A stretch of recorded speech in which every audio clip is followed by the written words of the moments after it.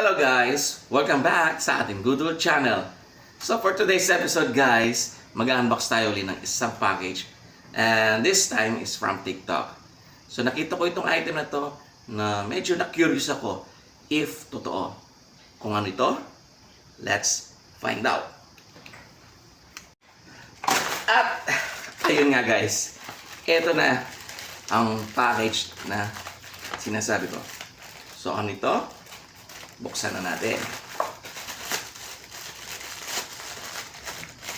Ayan guys.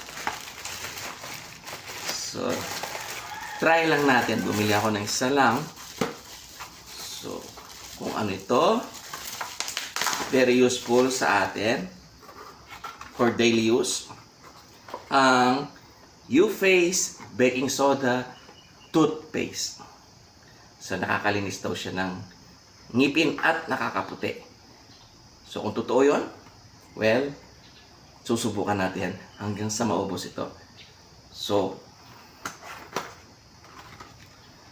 with QR code, which means legit naman yung product from Japan. Ayan siya guys. So, ano lang ito? I think 100 ml. 180 grams. Okay. So, 180 grams. So, good for 1 month use. Okay, guys. So, yung final review, babalikan natin yan sa susunod na episode.